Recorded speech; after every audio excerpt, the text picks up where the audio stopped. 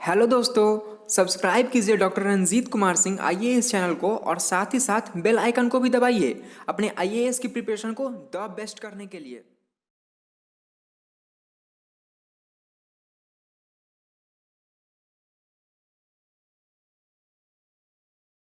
Hello दोस्तों, एक बार फिर से हम यूपीएससी की प्रारंभिक परीक्षा की तैयारी को लेकर आपके सामने आ गए हैं। और सबको पता है कि यूपीएससी की प्रीलिम्स जो है वो अक्टूबर के 4 तारीख को होना है। 4 अक्टूबर की तैयारी आप लोगों ने लगभग कर दी होगी। अब रिवीजन लेवल पे आप लोग चल रहे होंगे और रिवीजन अच्छी चल रही होगी। इसके बीच में जो फाइनल आपकी टच देनी है और प्रीलिम्स के रैपअप के लिए फाइनल टच देने के लिए और प्रीलिम्स को कैसे आपको क्रैक करना है उस टिप्स के साथ आपके सामने हम आ गए हैं। और उम्मीद है यह लाइव आप लोगों के लिए प्रीलिम्स क्लियर करने में काफ़ी सहायक साबित होगा। तो चलते हैं एक एक करके, चूँकि आपके प्रश्न तेज़ी के साथ आएंगे उससे पहले मैं आपको बताने की कोशिश करूंगा कि प्रीलिम्स को किस तरह से क्लियर करना है। सिलेबस के बारे में पहले ही सेशन में मैं बता चुका हूं कि यूपीएससी का सिलेबस क्या है और निगेटिव मार्किंग है। तो बहुत जल्दी आपको मैं बताना चाहूँगा कि प्रीलिम्स के 2 पेपर होते हैं। फर्स्ट पेपर जीएस का होता है। जीएस में 100 प्रश्न पूछे जाते हैं और वह 200 मार्क्स का होता है, यानी कि हर क्वेश्चन 2 मार्क्स के होते हैं। और प्रीलिम्स क्लियर करने के लिए केवल और केवल आपको जीएस के पेपर को ही क्लियर करना पड़ता है, क्योंकि सेकेंड पेपर जो है वो सीसेट का है, civil services aptitude test. CSAT में केवल आपको क्वालिफाई करना पड़ता है और इसमें 80 क्वेश्चन पूछे जाते हैं, 200 मार्क्स के होते हैं, यानी कि ईच क्वेश्चन 2.5 मार्क्स होता है। दोनों ही पेपर में 1/3 कट किए जाते हैं। एक भी अगर रॉन्ग अटैम्प्ट करते हैं तो 1/3 मार्क्स आपके कट होंगे, यानी कि जीएस फर्स्ट पेपर में 0.633%, जबकि पेपर सेकेंड में 0.833% आपके मार्क्स जो है कट जाते हैं। तो आपकी रणनीति क्या होनी चाहिए, कितने क्वेश्चन अटैम्प्ट करना है और किस पोर्शन को छोड़ा जा सकता है, किस तरह के प्रश्नों को पहले अटैम्प्ट करना है, इन तमाम बिंदुओं पे चर्चा हम करेंगे। तो स्टार्ट करते हैं कि प्रीलिम्स के फर्स्ट पेपर जीएस है उसके लिए क्या आपकी रणनीति होनी चाहिए। देखिए, कम से कम आपको 85 से 90 क्वेश्चन को अटैम्प्ट करना होगा फर्स्ट राउंड में। फर्स्ट राउंड कहने का मतलब है कि 1 to 100 क्वेश्चंस को जब आप अटैम्प्ट करते हैं तो एट लीस्ट 50 क्वेश्चंस आपके अटैम्प्ट होने चाहिए।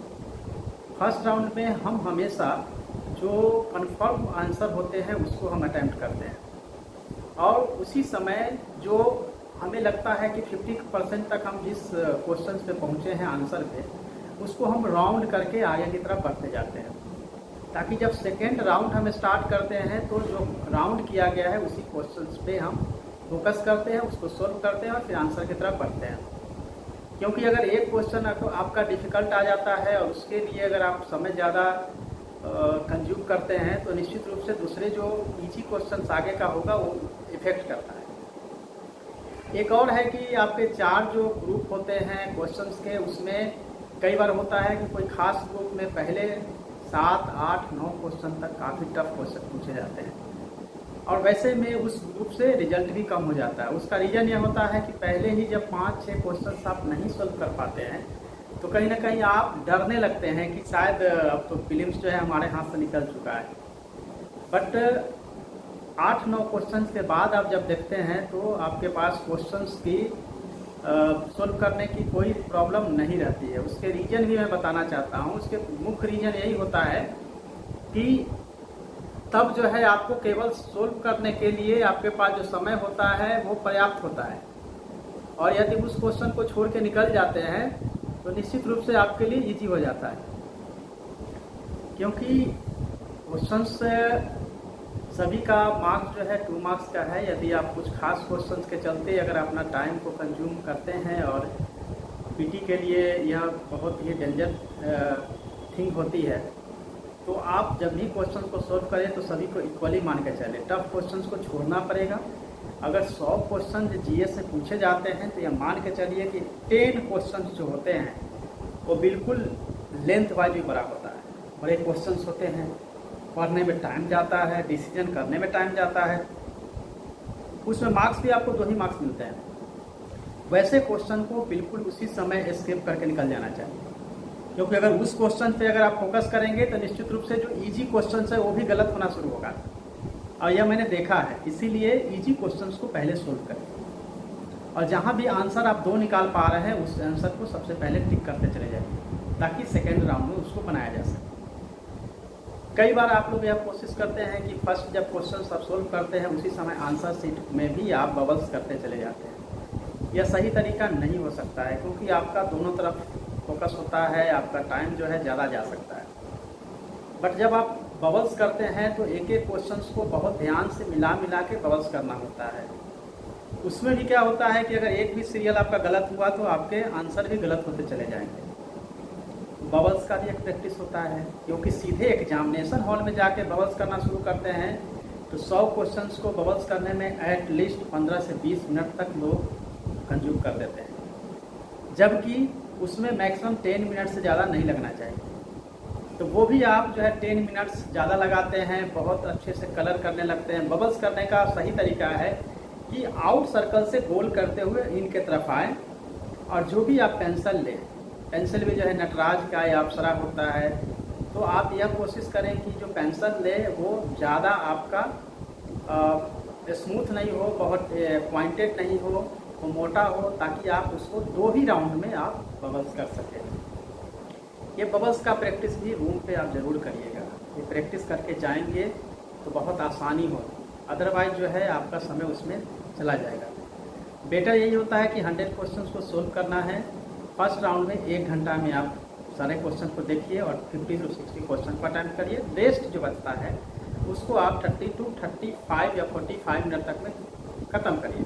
पर जब सेकेंड राउंड में आप पहुंचते हैं तो फर्स्ट राउंड में जितने भी आपने क्वेश्चन सॉल्व किए हैं उसको आप बबल्स कर दीजिए, ताकि आप एक सेटिस्फेक्शन और एक कॉन्फिडेंस आपको आ जाएगा कि इतने क्वेश्चन तो हमने सॉल्व भी कर दिए हैं और बबल्स भी हमने कर दिया है। तो ये एक आपको एक्स्ट्रा फ़ायदा होगा। बट जो लोग एवरेज तैयारी करके जाते हैं और पहले ही राउंड में अगर वो अपनी अटैम्प्ट देना क्वेश्चन पे अटैम्प्ट लेना शुरू करते हैं, तो होता इसमें यह है कि आप 30 ही क्वेश्चन बना पाते हैं या 40 क्वेश्चन पे जाके आउट हो जाते हैं, तो सेकेंड राउंड लेने का कोई मतलब नहीं रहता है। मैंने पहले ही कहा कि 85 to 90 क्वेश्चन अटैम्प्ट करने के पीछे मैं रीज़न बताता हूँ आपको।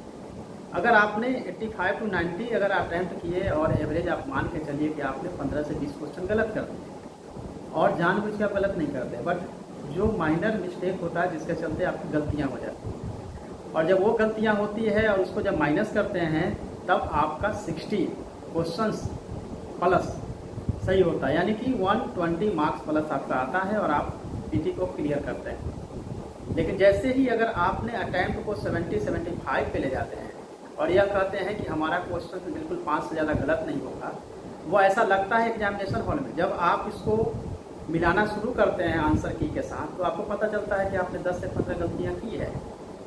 कभी भी इतनी एक्यूरेसी नहीं होती है कि आप जीएस के क्वेश्चन को सोल्व करें और 5 ही आपसे गलती। नोट, ऐसा पॉसिबल ही नहीं है।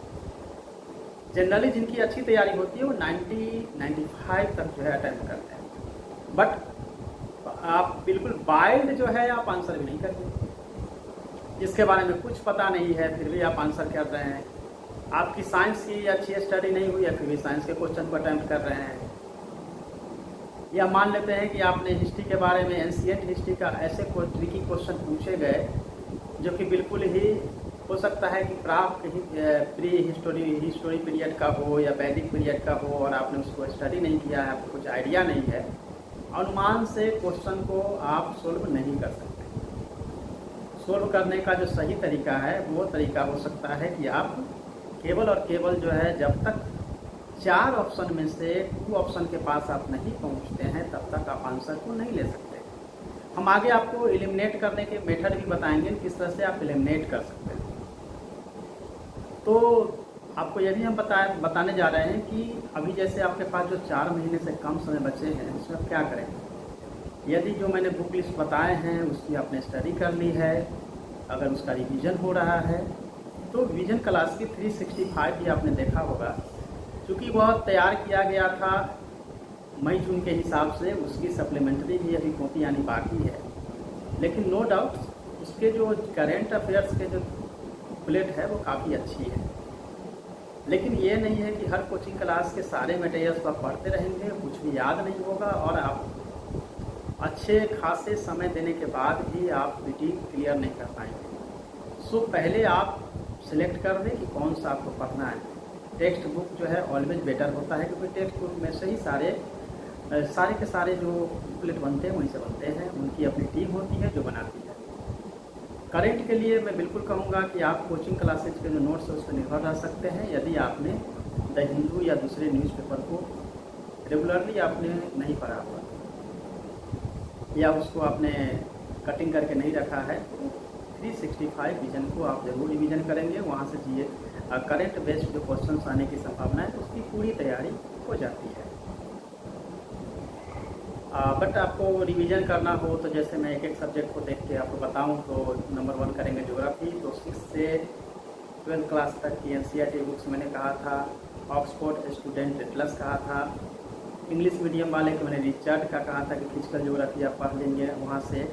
बट हिंदी मीडियम के लिए बहुत सारी बुक्स है, बट क्वेश्चन जो आने की पूरी संभावना है, जहाँ से क्वेश्चन पूछे जाते हैं वह 6 से 12 क्लास की NCERT की बुक्स होती है, जहाँ से क्वेश्चन पूछे जाते हैं। और जब भी आप पढ़े स्टडी करें उसके साथ ऑक्सफोर्ड स्टूडेंट एटलस को आपको साथ रख के तैयारी करें। हिस्ट्री की हम बात करें सेकेंड सब्जेक्ट की, तो हिस्ट्री में भी मैंने बताया था कि 6 से 12 क्लास की NCERT की बुक्स आपको देखनी है।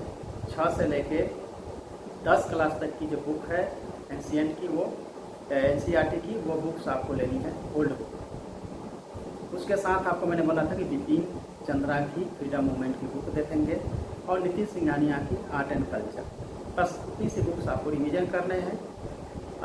तीसरे सब्जेक्ट की बात करें पॉलिटी की, तो पॉलिटी में 2 बुक्स मैंने आपको रेकमेंड किया था। पहला लक्ष्मीकांत और दूसरी बुक जो हिंदी मीडियम के उनके लिए सुभाष कश्यप, इंग्लिश मीडियम के उनके लिए PM बख्शी की।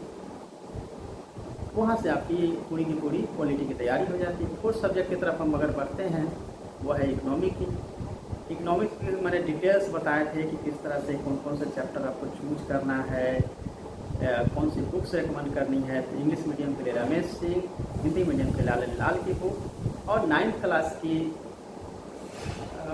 इकोनॉमिक्स की बुक और 11th क्लास की। बस इसमें से आपको जितने भी डिमांड सप्लाई, RBI के वर्ड्स, इन्फ्लेशन, डिफ्लेशन, सब कुछ उसके जो है फैक्ट है इकोनॉमी पे, सब कुछ उसमें बहुत ही डिस्क्राइब करके दिया गया। इवन कि आप मेरे YouTube चैनल पे जाके देखेंगे कि इकोनॉमिक्स की तैयारी के लिए कौन कौन सा चैप्टर देखना है, पॉलिटी की तैयारी के लिए कौन कौन सा चैप्टर देखना है, साइंस के लिए कौन कौन से चैप्टर देखने हैं, एनवायरमेंट इकोलॉजी के लिए कौन कौन से चैप्टर देखने हैं। तो कुल मिला के सभी सब्जेक्ट का मैंने वहाँ बता रखा है। आप वहाँ से मेरे चैनल पे जाके और वीडियो को देखिए, 2 बार 3 बार देखिए, आपको समझ विकसित हो जाएगी और वहाँ से अपनी प्रिपरेशन स्टार्ट कर सकते हैं। जो बिगिनर हैं, जो नए हैं, उनके लिए, जो तैयारी कर रहे हैं, जिनको सब कुछ पता है, तो मैं जो अभी बता रहा हूँ बस उस पर आप फोकस करिएगा। अपनी फिल्म्स जो क्लियर करने की संभावना है वो बढ़ जाएगी। अब मैं बता रहा था कि इकोनॉमिक्स की मैंने चर्चा कर दी, इकोनॉमिक्स आपका हो चुका है। और इन्वायरमेंट इकोलॉजी के लिए केवल और केवल मैंने कहा था कि शंकर IAS की जो बुक्स है हिंदी और इंग्लिश दोनों मीडियम में उसको देखिए, प्लस 10+2 की जो बायोलॉजी की किताब है 12th की, उसके लास्ट के 4 चैप्टर को देखना था, जिसमें कि इकोसिस्टम भी है, बायोडाइवर्सिटी है, एनवायरनमेंट क्लाइमेट चेंज है।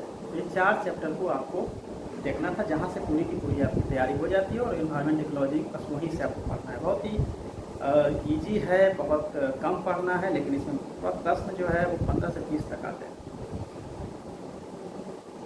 तो दोस्तों पीटी की जो है आपको पूरी जनरल साइंस की मैंने 3 दिन पहले ही आप लोगों को बताया था कि 9th 10th की पढ़नी है, कैसे आपको तैयारी करनी है, कौन कौन से चैप्टर देखने हैं।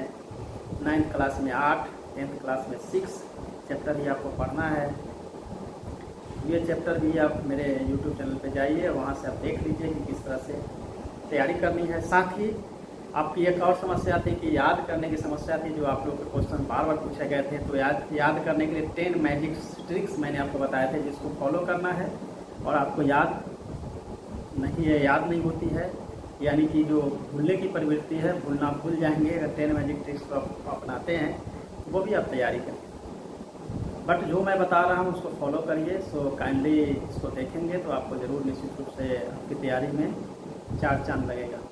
चलते हैं क्वेश्चंस को कैसे सोल्व करना है, वो बहुत ज़रूरी होता है। आप एलिमिनेशन मेथड, छटनी की विधि। छटनी विधि यह होती है कि जो भी क्वेश्चंस आते हैं उसको पहले यह देखना पड़ता है कि आपको यह सही है कि नहीं, गलत है, क्या है। एक एग्जांपल से आपको हम समझाने की कोशिश करेंगे। जैसे कि यह क्वेश्चन पूछा भी गया है और 2-3 बार रिपीट भी हुआ है कि भारत में हॉट स्पॉट्स कौन कौन सा है।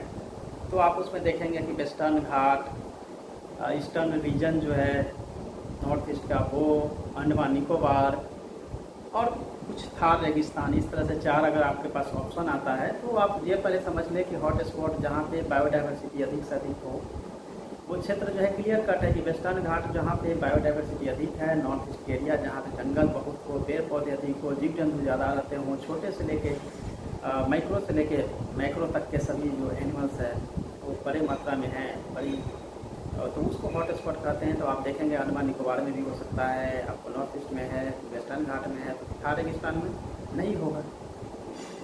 बट ये बहुत सिंपल एलिमिनेशन मेथड है, लेकिन एलिमिनेशन को और भी बेटर ढंग से समझने के लिए मैं आपको दूसरा एग्जांपल देने की कोशिश कर रहा हूँ कि आप कैसे एलिमिनेट करेंगे। जब क्वेश्चन को हम देखते हैं तो आप देखते हैं कि पीरियड वाइज क्वेश्चन होता है। पीरियड वाइज कहने का मतलब है कि अगर आपने पूरे पीरियड को भी समझा है कि किस समय क्या क्या हुआ था, तो आपको समझ में आ जाएगा कि इस समय क्या हुआ था, किस समय क्या हुआ था।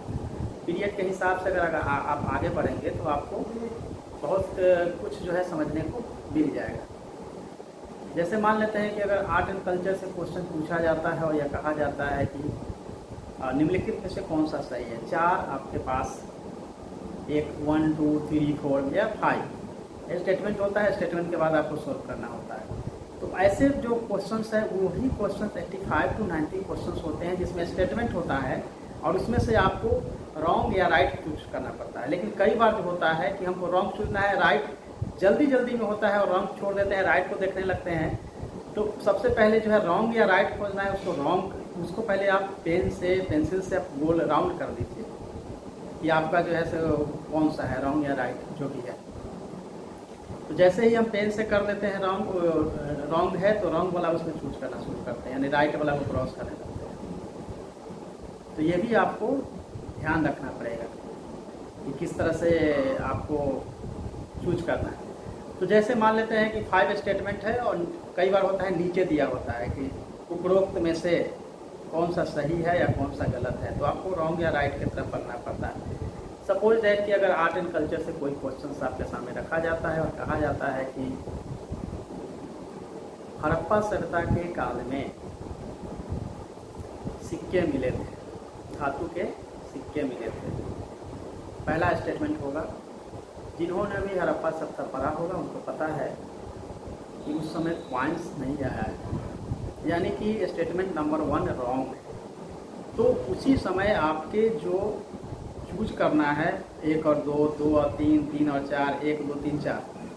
तो जैसे नंबर ए में 1 और 2 और मैंने डी में आपको बताया कि 1 2 3 4, तो एक को आपने समझ लिया कि गलत है, तो इसका मतलब है कि ए और डी उसी समय कट जाता है, केवल बी और सी 2 ही आपके पास होता है जिस तरह से आपको फोकस करना होता है। इसीलिए आप जब सोल्व करते हैं तो एट ए टाइम जो है स्टेटमेंट को देखते हुए सीधे आंसर पे आइए, ताकि आप एक स्टेटमेंट को अगर आप जानते हैं कि सही क्या है गलत क्या है तो उसके आधार पे आप उसी समय 50% आंसर पे पहुंच जाते हैं। तो ये एलिमिनेशन मेथड है। सेकेंड, अगर क्वेश्चन अगर आपके पास सामने आता है कि मौर्य काल का जो राजधानी है पाटलिपुत्र, वह वुड पिलर पे अवस्थित था और जिसके फोर्ट के ऊपर से घोड़ा गाड़ी दौड़ता था। जिन लोगों ने बहुत डीपली पढ़ाई की होगी उनको पता होगा। सहस्त्र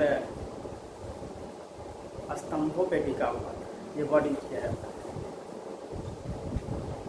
और घोड़े गाड़ी उसमें दौड़ती थी। जिन्होंने पढ़ा है उसको पता है। अच्छा, सपोज दैट आप नहीं जानते हैं यह फैक्ट सही है या गलत है, तो क्या करेंगे, आप उसके बारे में विचार ही नहीं करिए, ये स्टेटमेंट सही है या गलत है। आप तीसरे स्टेटमेंट की तरफ चले जाइए। लेकिन जिनको पता है कि यह स्टेटमेंट बिल्कुल सही है, तो आप आंसर सीधे 2 पे लीजिए कि बी और सी में 2 कहाँ कहाँ है। यदि दोनों में भी 2 है तो आप तीसरे स्टेटमेंट की तरफ जाइए। यदि दोनों में से एक ही में 2 है और सी में नहीं है, तो आंसर निकल जाता है और नीचे के 2 स्टेटमेंट आपको पढ़ने की जरूरत ही नहीं है। स्टेटमेंट को पढ़ने के साथ ही आंसर पे जाइए। और मैं हमेशा मानता हूँ कि स्टेटमेंट वाला जो क्वेश्चंस है वो काफ़ी इजी होता है। कहने को टाइम कंज्यूमिंग है, पेशेंस की ज़रूरत है, बट उसमें सही होने के चांसेस बहुत ज़्यादा होता है, क्योंकि क्वेश्चन को सोल्व करना एक मेथड है। इसीलिए कम पढ़ के भी अगर किसी को यह मेथड पता है तो वो प्रीलिम्स को क्लियर करता है। जो नए स्टूडेंट होते हैं, जिनको कि पहले से उनको एक्सपीरियंस नहीं है या उनको नहीं बताया जाता है, तो हर स्टेटमेंट को पढ़ते हैं, फिर आंसर पे जाते हैं, और यह कहना कि 2 घंटे का समय होता है और हम उसको नहीं बना पाते हैं, यह समझिए कि बेईमानी ही है, या आपको टाइम अभी आपको उसको सोल्व करना नहीं जानते हैं, जिसके चलते आपको बहुत टाइम लगता है। एक पेज पे 4 से 5 क्वेश्चन होता है, कई बार तो 3 ही क्वेश्चन होते हैं। इतने बड़े बड़े स्टेटमेंट होते हैं किसी इतिहासकार का या ज्योग्राफर का।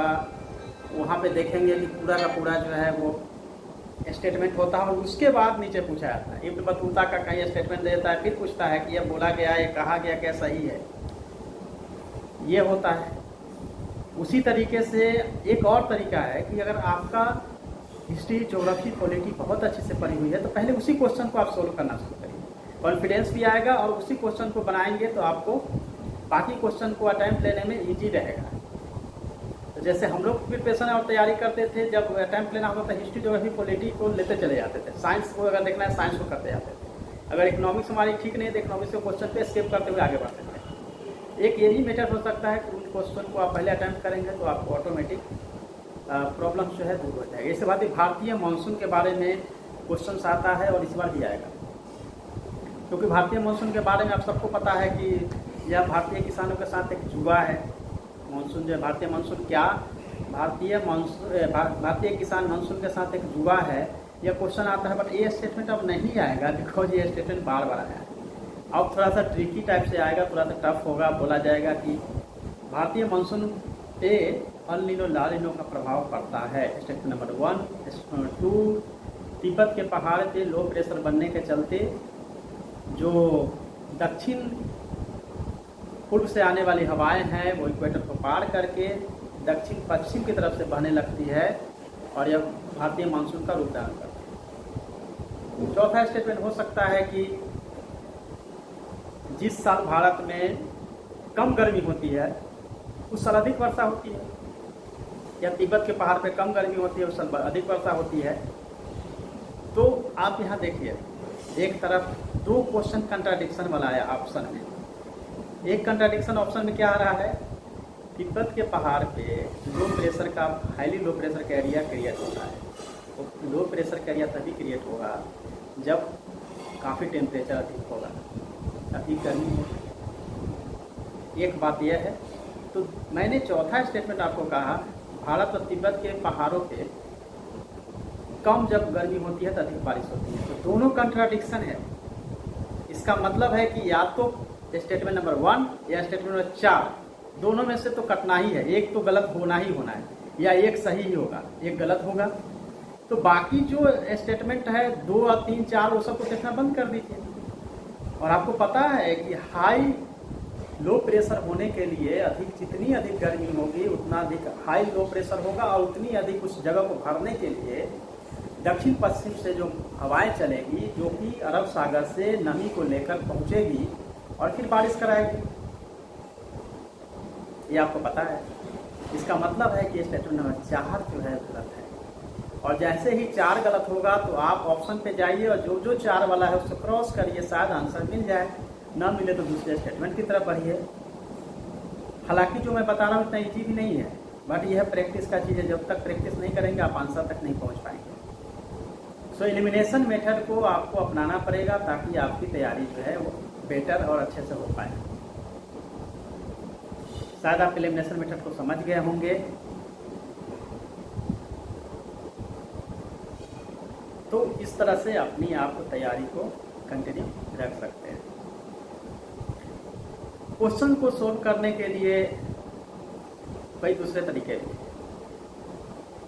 जब 4 ऑप्शन में से एक ऑप्शन बिल्कुल अटपटा टाइप का होता है, बिल्कुल ही नए टाइप का होता है, तो आप समझ लीजिए कि वह ऑप्शन जो है गलत है। जैसे मान लेते हैं कि सारी बातें जो है इंडिया की हो रही है और एक ऑप्शन जो है क्वेश्चन सेटर ने रख दिया यूएसए का। इसका मतलब होता है कि उसके पास कोई ऑप्शन नहीं मिल रहा है, तो वो क्वेश्चन के जो स्टेटमेंट है वो यूएसए का रख दिया।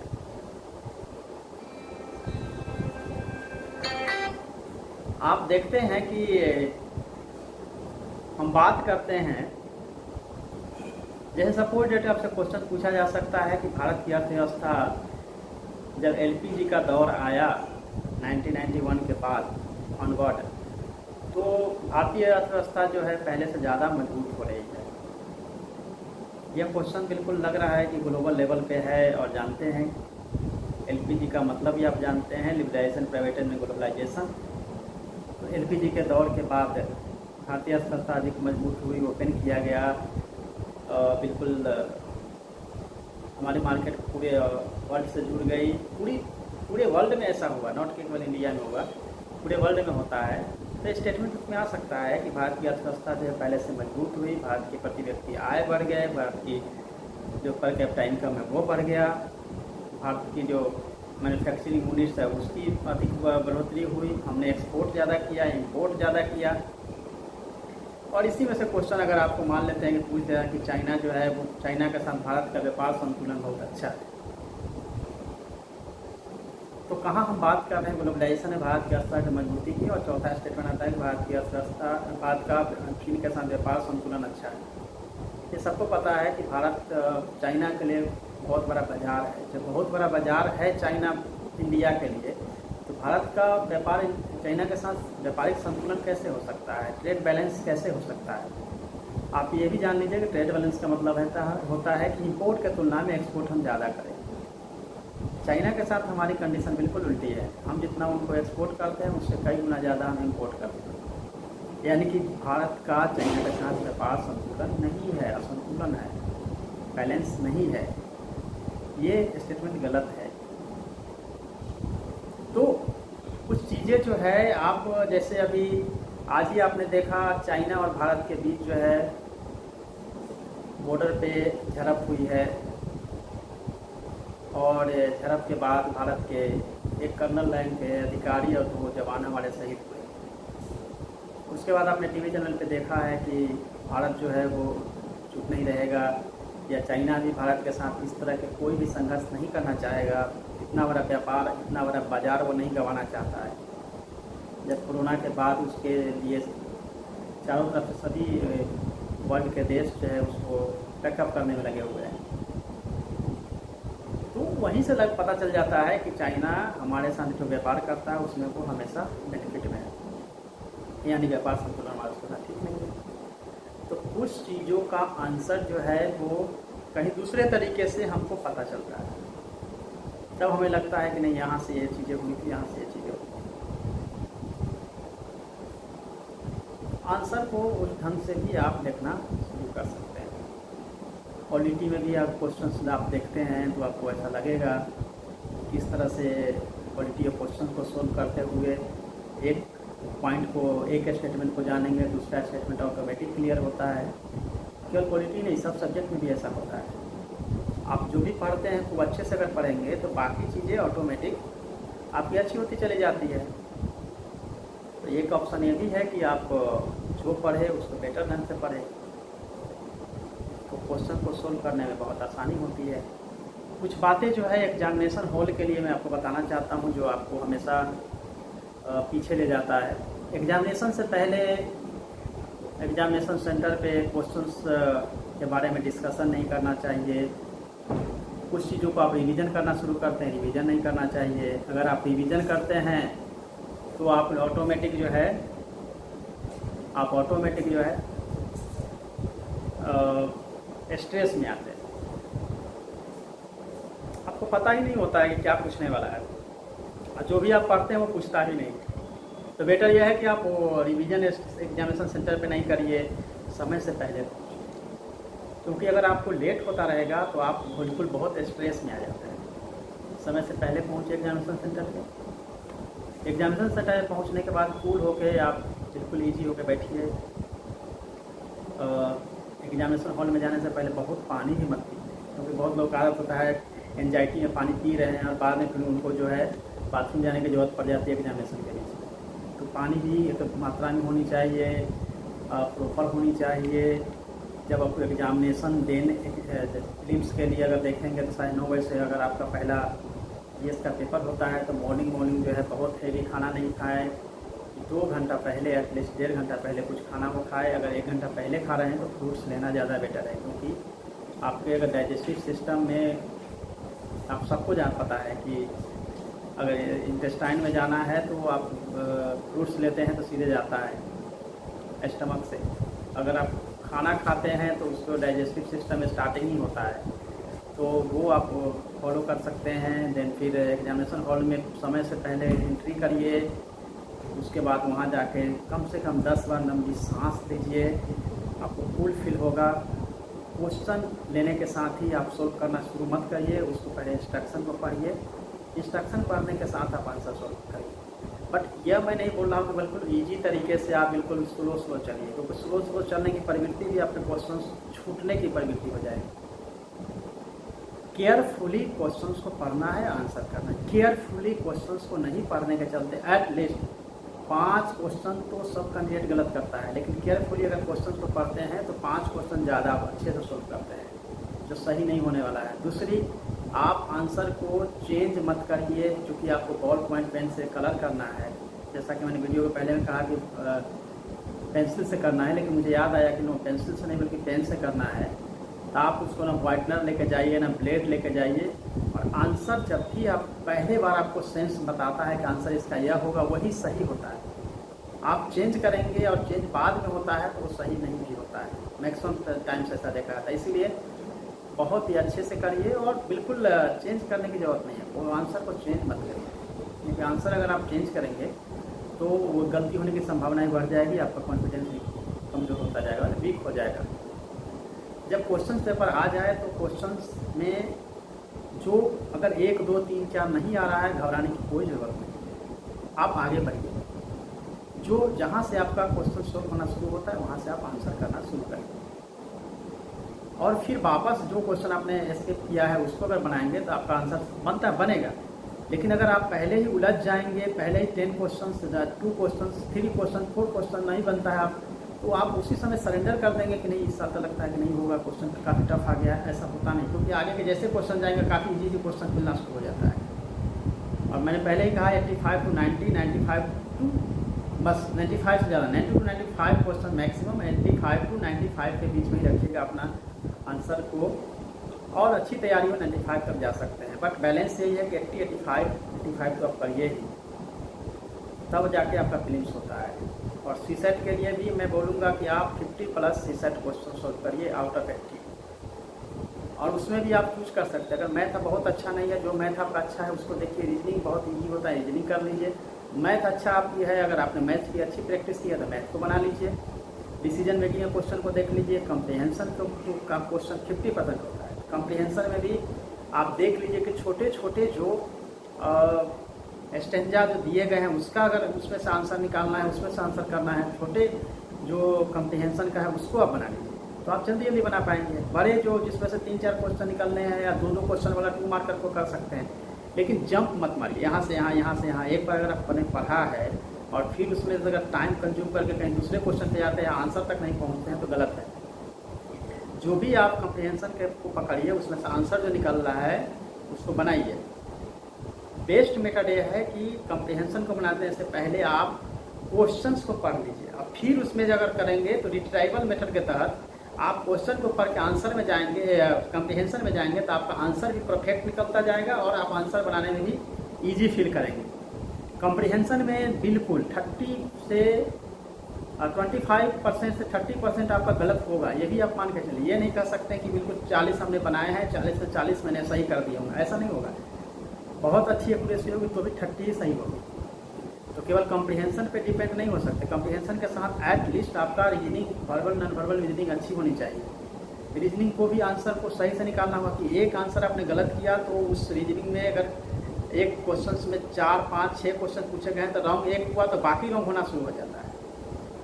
तो ये भी आप देख लीजिए, क्योंकि सेकेंड पेपर को बिल्कुल ईजी नहीं ले सकते हैं। इसमें हिंदी मीडियम के स्टूडेंट सबसे अधिक जो है वो डिस्क्वालीफाई करते हैं,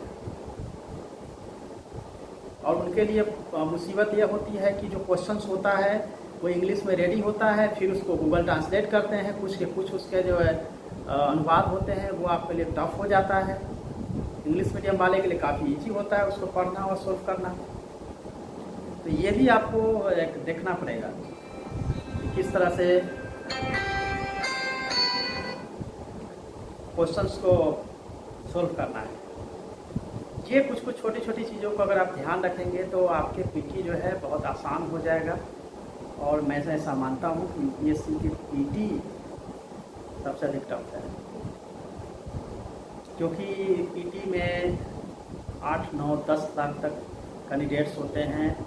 सीट के अकॉर्डिंग 13 गुना ही रिजल्ट आना है। सपोज डेट अगर 1000 सीट है तो 13,000 रिजल्ट ही आएंगे आउट ऑफ 7 लाख 8 लाख। काफ़ी टफ है। लेकिन जब फिर मेंस के लेवल पे देखेंगे तो 2.5 गुना सीट का 2.5 गुना रिजल्ट देना है, तो यहाँ पे थोड़ी जो भीड़ भाड़ है वो कम हो जाती है। पीटी क्लियर करना फ्रेंड्स बहुत ज़रूरी है, और इस बार हर बार पीटी हो रहा है, ज़रूरी नहीं कि इस बार आप बिल्कुल ईजी ले लें, क्योंकि ऐसे बहुत सारे मेरे फ्रेंड्स हैं जो हर बार पीटी होता है और फाइनल जब लगता है कि मेंस की तैयारी अच्छी होगी तो उसमें पीटी ही गोल हो जाता है। तो यह मान के भी नहीं चल सकते कि आपकी पीटी अच्छी होती रही है, क्योंकि सेफ़ अगर आप सेफ़ लेवल पे हैं तो भी आपको रिवीजन करना होगा, तैयारी करनी होगी, प्रैक्टिस करनी होगी, और उसी सिंसियरिटी के साथ आपको करनी होगी जिसके तहत आप पहले आप करते रहे। तो ये भी आपको ध्यान रखना पड़ेगा। रिवीजन बहुत ज़रूरी है, जितना ज़्यादा रिवीजन करेंगे उतना ज़्यादा आपको कॉन्सेप्ट क्लियर होता चला जाएगा। इसलिए मैं कहता हूँ कि आप 5 किताब को पढ़ने के बजाय एक बुक को 5 बार पढ़िए, ताकि एग्जामिनेशन में आपको कन्फ्यूजन नहीं रहे कि क्वेश्चन को कैसे सोल्व करना है। तो ये छोटी छोटी बातें आपके फिल्म्स क्लियर करने के लिए। अक्टूबर में आपका फिल्म्स होना है, अभी से आपकी तैयारी खूब मजबूत होनी चाहिए। हर एक अटैम्प्ट जो है लास्ट अटैम्प्ट समझ के तैयारी करिए। समय बहुत है, 4 महीना काफ़ी होता है फिल्म्स को क्लियर करने के लिए, और सभी पोर्शन को तैयारी के साथ आप करेंगे, आप फिल्म्स क्लियर करेंगे। फिर जनवरी में आपका मेंस होना है, जनवरी में मेंस की भी आपकी तैयारी है, तो आप उसके बीच में भी आपके पास समय है 3-4 महीने की। 3 महीने का जो गैप है उसमें मेंस का देख सकते हैं। केवल आपको एक ऑप्शनल देखना होता है, क्योंकि आप अगर फिल्म्स क्लियर कर रहे हैं इसका मतलब है कि आपकी जीएस की अच्छी पकड़ हो गई है। तो एक तरीका आपके लिए भी हो सकता है। सो इस पर आप फोकस करिए और फिल्म्स को बेटर करिए, ताकि फिल्म्स आप क्लियर कर सकें। फिल्म्स क्लियर करेंगे, मेंस की तैयारी में करवाऊँगा। और सीसेट का डिटेल्स भी आपको जानना है कि सीसेट को कैसे तैयारी करना, तो कल हम 8:30 में अपने यूट्यूब चैनल पे लाइव होंगे और आपको सीसेट के डिटेल्स बताएंगे कि सीसेट में किस तरह के क्वेश्चंस आते हैं, किस तरह से आपको तैयारी करनी है। वैसे मैं आपको थोड़ा ब्रीफ कर दूं कि सीसेट में 80 क्वेश्चंस होते हैं, सेकेंड सिटिंग में एग्ज़ाम होती है, 200 मार्क्स के होते हैं। इसमें भी निगेटिव अटैम्प्ट पे 0.833 नंबर कट होते हैं, और इसमें पूछे जाने वाले क्वेश्चंस है उसमें आपको न्यूमेरिकल्स है, नंबर सिस्टम्स हैं, अर्थमेटिक्स क्वेश्चंस है, verbal reasoning, non verbal reasoning and comprehension, decision makings, ये क्वेश्चंस उसमें पूछे जाते हैं। तो फ्रेंड्स, ये आपके कुछ एरियाज हैं जिसको भी आपको देखना है। और मैथ में भी ऐसा नहीं है कि पूरा सब मैथ पूछा जा रहा है। मैं हमेशा RS अग्रवाल की बुक की रिकमेंडेशन करता हूँ, तो आप ये देखेंगे कि 10 ही ऐसे चैप्टर है जहाँ से क्वेश्चन आता है। रीजनिंग में भी ऐसा है, तो बिल्कुल आप 10 यानी 20 चैप्टर को करिए और आपका रीजनिंग और मैथ की तैयारी आपकी इजीली हो जाती है। तो आप इस हिसाब से अपनी तैयारी को कंटिन्यू कर सकते हैं। सो अभी से प्रैक्टिस करना भी ज़रूरी है, लेकिन जब तक आप सीसेट को प्रैक्टिस नहीं करेंगे, अपनी एक्यूरेसी को चेक नहीं करेंगे, तब तक आपको दिक्कत होगी। इनसाइट कोचिंग क्लासेस की जो प्रैक्टिस सेट आ रही है, टेस्ट बुकलेट आ रही है, उसको पढ़िए, क्योंकि वो बहुत अच्छी है, मैंने उसको देखा है। तो वो मार्केट में अवेलेबल है या ऑनलाइन भी अवेलेबल है, जहाँ से आप ले सकते हैं। अगर आपको उसमें तकलीफ़ हो रही है मिलने में, तो मेरी डॉक्टर रंजीत कुमार सिंह IAS.com मेरी वेबसाइट है, जहाँ की मैं 2 दिन के बाद अपलोड कर दूँगा। वहाँ से आप अपने फ्री में आप प्रिंट आउट ले सकते हैं और आप प्रैक्टिस को कंटिन्यू रख सकते हैं। तो आपके पास ये भी एक ऑप्शन है, जहाँ से आप अपनी तैयारी, अगर सपोज अगर आपको कुछ मटेरियल की दिक्कत हो रही हो किसी सब्जेक्ट वगैरह की, तो वो भी मेरे पास ऑप्शन है कि मैं वो आपको प्रोवाइड करा पाऊँगा। अपने जो भी मेरे पास माध्यम है अपलोड कर दूँगा, वहाँ से आप डाउनलोड कर सकते हो। कि आपकी संख्या जो है वो 50-60 हज़ार से ज़्यादा है, जो हमारे साथ कंटिन्यू स्टडी कर रहे हैं, तैयारी कर रहे हैं, जिसको मैं गाइड कर रहा हूँ। तो सबको फिजिकली प्रोवाइड कराना बहुत मुश्किल होगा, और पूरे इंडिया के कई क्षेत्रों से आप लोग जुड़े हुए हैं, सभी जगह पहुंचाना मुश्किल है। तो मैं एक प्लेटफॉर्म पे आपको मटेरियल्स प्रोवाइड करवाऊंगा, वहाँ से आप लोग प्रिंट आउट ले लीजिएगा, तो आपके लिए आसानी होगी। तो इस तरह से अपनी तैयारी जो है आप कंटिन्यू रख सकते हैं।